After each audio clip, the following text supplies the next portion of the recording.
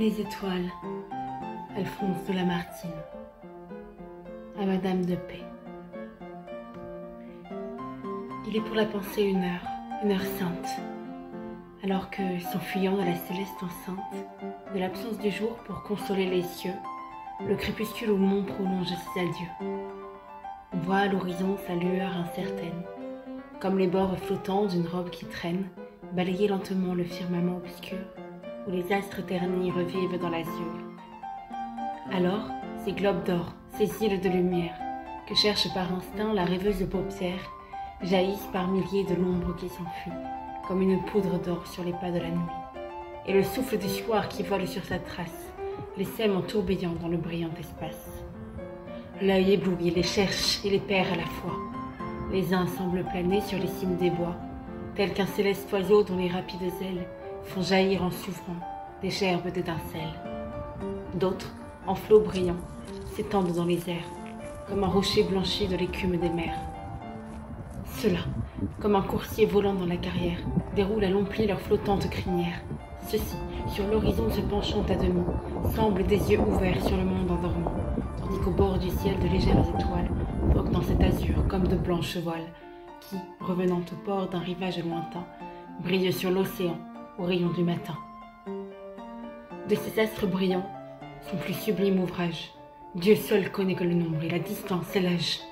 Les uns, déjà vieillis, pâlissent à nos yeux. D'autres se sont perdus dans les routes des cieux. D'autres, comme des fleurs qu'on son souffle caresse, lèvent un front riant de grâce et de jeunesse. Et, charmant l'orient de leur fraîche clarté, étonne tout à coup l'œil qui les a comptés.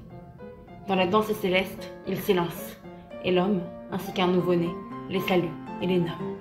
Quel mortel enivré de leur chaste regard, laissant ses yeux flottants les fixer au hasard, et cherchant le plus pur parmi ce cœur suprême, ne l'a pas consacré du nom de ce qu'il aime. Moi-même, il en est un, solitaire isolé, qui, dans mes longues nuits, m'a souvent consolé, et dans l'éclat, voilé des ombres du mystère, me rappelle un regard qui brillait sur la terre. Peut-être, puisse-t-il au céleste séjour porter au moins ce nom que lui donna l'amour. Cependant la nuit marche, et sur l'abîme immense tous ces mondes flottants gravitent en silence. Et nous-mêmes, avec eux emportés dans leur cours vers un port inconnu, nous avançons toujours. Souvent, pendant la nuit au souffle du zéphyr, on sent la terre aussi flotter comme un navire. D'une écume brillante on voit les monts couverts, fendre d'un cours égal le flot grondant des airs. Sur ces vagues d'azur où le globe se joue, on entend l'aquilon se briser sous la proue. Et du vent dans les mâts les tristes sifflements, et de ses flancs battus les sourds gémissements, et l'homme sur l'abîme où sa demeure flotte, vogue avec volupté sur la foi du pilote.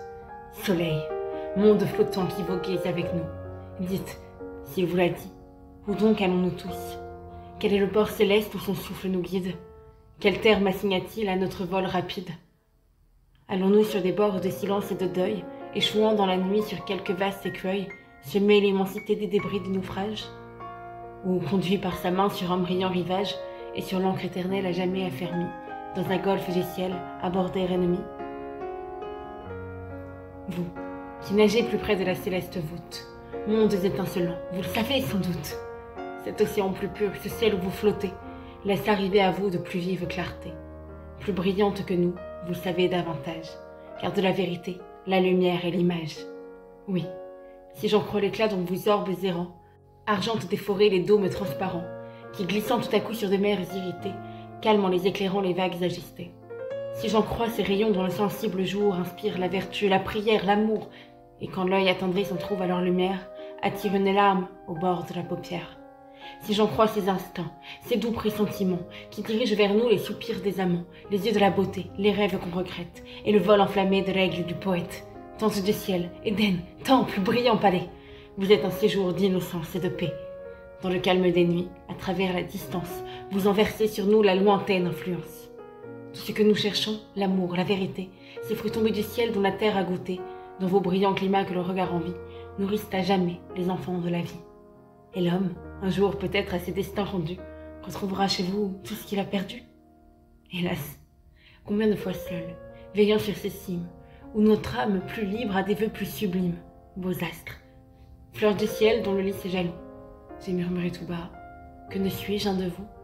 Que ne puis-je, échappant à ce globe debout, dans la sphère éclatante où mon regard se joue, jonchant d'un feu de plus le parvis du saint lieu, éclore tout à coup, sous les pas de mon Dieu, ou briller sur le front de la beauté suprême, comme un pâle fleuron de son saint diadème. Dans le limpide azur de ces flots de cristal, me souvenant encore de mon globe natal, je viendrai chaque nuit, tardif et solitaire, sur les monts que j'ai brillés près de la terre. J'aimerais à glisser sous la nuit des rameaux, à dormir sur les prés, à flotter sur les eaux, à percer doucement le voile d'un nuage, comme un regard d'amour que la pudeur ombrage. Je visiterai l'homme, et s'il est ici-bas un front pensif, des yeux qui ne se ferment pas, une âme en deuil, un cœur qu'un poids sublime oppresse, répandant devant Dieu sa pieuse tristesse. Un malheureux au jour dérobant ses douleurs, et dans le sein des nuits laissant couler ses pleurs. Un génie inquiet, une active pensée, par un instinct trop fort dans l'infini lancé.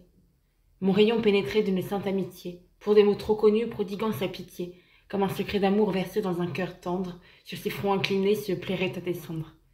Ma lueur fraternelle, en découtant sur eux, dormirait sur leur sein, sourirait à leurs yeux. Je leur révélerai dans la langue divine un mot du grand secret que le malheur devine. Je sécherai leurs pleurs. Et quand l'œil du matin ferait pâlir mon disque à l'horizon lointain, mon rayon, en quittant leurs paupières attendries, leur laisserait encore la vague rêverie, et la paix et l'espoir. Et lassés de gémir, au moins avant l'aurore, ils pourraient s'endormir. Et vous, brillantes sœurs, étoiles, mes compagnes, qui du bleu firmament émaillez les campagnes, et cadençant vos pas à la lyre des cieux, nouez et dénouez vos cœurs harmonieux. Introduit sur vos pas dans la céleste chaîne, je suivrai dans l'azur l'instinct qui vous entraîne. Vous guideriez mon œil dans ce brillant désert, labyrinthe de feu, où le regard se perd. Vos rayons m'apprendraient à louer, à connaître celui que nous cherchons, que vous voyez peut-être. Et noyant dans son sein mes tremblantes clartés, je sentirai en lui tout ce que vous sentez.